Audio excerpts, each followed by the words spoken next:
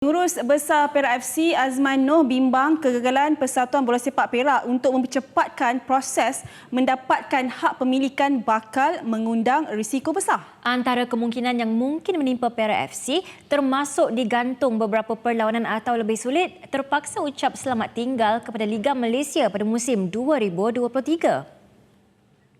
Sehingga ke saat ini, Perak FC masih milik PAFA sepenuhnya. Namun yang merisaukan Azman adalah dia masih belum dapat melihat usaha PAFA untuk ke arah mencari pemilik baru untuk sekurang-kurangnya 50% perubahan hak pemilikan bagi musim 2022. Musim hadapan masih boleh lagi sebab kita disyaratkan paling kurang 50%. Jadi pada saya mungkin juga kalau tak ada pun masih kita boleh berjalan lagi. Tetapi pada tahun 2023 sebab syaratnya 100% mesti dimiliki oleh bukan dimiliki oleh PAFA. Yang itu saya tak sukar untuk menjangkakanlah. Kemungkinan besar ketika itu kita pun mungkin tak dibenarkan masuk dalam pertandingan Liga Super sebab kita tak memenuhi syarat. Ketika itu risiko yang mungkin akan ada. Ya, saya pun yakin inilah risiko yang besar yang Perak FC akan hadapi pada tahun 2023 nanti. Situasi ini memaksa Azman membuat tawaran terbuka untuk mana-mana pihak yang berminat untuk menerajui Perak FC musim depan. Namun segalanya tidak bermakna andai PAFA hanya mengambil mudah dengan keadaan semasa. Penganjur Liga MFL beri tempoh sehingga 2023 untuk melihat semula klub tidak lagi terikat dengan Persatuan Negeri dan merujuk kepada usaha pelaksanaan kelab dan penswastaan penuh. Ada yang dah menghantarkan surat tunjuk minat. Cuma prosesnya masih belum berlaku hingga kini. Sepatutnya sebelum ini dah sebulan ataupun dalam bulan 9 hari itu dah boleh bermula. Sebab company yang saya masukkan telah menghantar surat pada PAFA, tak silap saya pada pertengahan bulan September yang lepas. Saya pun tak tahulah, saya cuma menjagakan keputusan masih belum ada. Sebab kalau ada keputusan, saya at least dapatlah tahu perkembangan. Cuma hingga kini apa yang saya boleh sebut, tidak ada perkembangan lagi.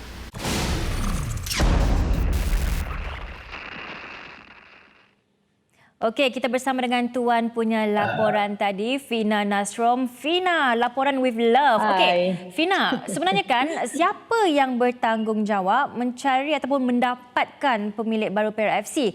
PAFA ke Perak FC? Siapa, Fina? Okey, Dayang, sebenarnya siapa yang bertanggungjawab untuk mencari ni, siapa-siapa pun boleh sebenarnya nak mencari siapa yang akan menerajui Perak FC selepas ini ataupun mereka menjadi orang tengah. Tak ada masalah. Kalau ada macam cadangan ke apa-apa ke, memang siapa-siapa pun diberikan kebenaran untuk membawa perkara itu kepada PAFA. Cuma yang menjadi persoalan di sini apabila hanya PAFA sahaja yang boleh membuat endorsement ataupun persetujuan ataupun keputusan tentang siapa yang akan menerajui Perak FC selepas ini, dan perkara itulah yang membuatkan situasi ini seolah-olah tak ada perubahan, seolah-olah tidak ada keputusan. Saya fikir mungkin ada di satu sudut ataupun di satu kedudukan di mana tidak ada perbincangan ataupun communication breakdown melibatkan Perak FC dan juga PAFA sehingga menjadikan perkara ini nampak semakin meruncing, ditambah pula dengan prestasi pasukan Perak yang sememangnya merudum pada musim ini. Dayang. Yes. Nak buat keputusan macam ni memang bukan sesuatu yang mudah. Tapi Fina, apa antara kekangan utama ataupun yang paling besarlah masalah yang dihadapi Perak FC pada ketika ini sampai untuk memenuhi syarat MFL so that diorang dimiliki sekurang-kurangnya 50% oleh pemilik baru? Okey, sebenarnya sekali lagi saya nak tekankan Dayang, sebenarnya mereka bukanlah tidak boleh duduk semeja. Perbincangan sudah pun berlaku, tetapi berbalik kepada keputusan yang hanya PAFA sahaja boleh buat. Jadi sebenarnya di sini apa yang boleh kita simpulkan, ada sebenarnya ada apa yang saya dapat maklumat, ada sebenarnya pihak yang cuba untuk mendapatkan hak pemilikan ataupun cuba untuk membeli saham, tetapi mungkin ada sedikit communication breakdown di sini yang menampakkan seolah-olah tak ada perkembangan terkini di mana Perak FC langsung tidak mendapat sebarang perkhabaran terkini daripada PAFA dah sampai ke mana perbincangan melibatkan syarikat yang telah pun dikatakan berminat untuk bersama-sama dengan Perak FC musim hadapan. Okey, PAFA ni ada juga yang katakan diorang ni ambil mudah je benda-benda macam ni. Tapi Fina ada dapat tak komen daripada PAFA sendiri tentang keadaan ni? Okey, saya baru saja mendapatkan reaksi daripada orang kuat PAFA yang saya boleh katakan di sini hanyalah sumber sahaja.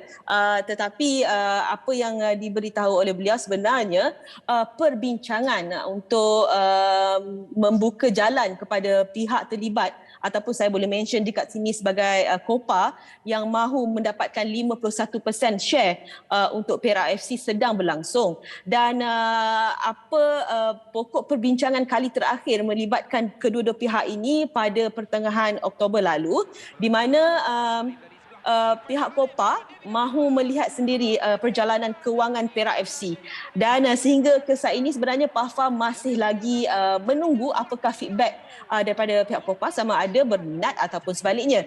Tetapi yang menjadi titik tolak di sini adalah komunikasi mereka di antara PAFA dan juga Perak FC yang membuatkan pihak Perak FC tidak mendapat makluman perkara ataupun perkembangan terkini yang sedang berlangsung di antara kedua-dua pihak ini.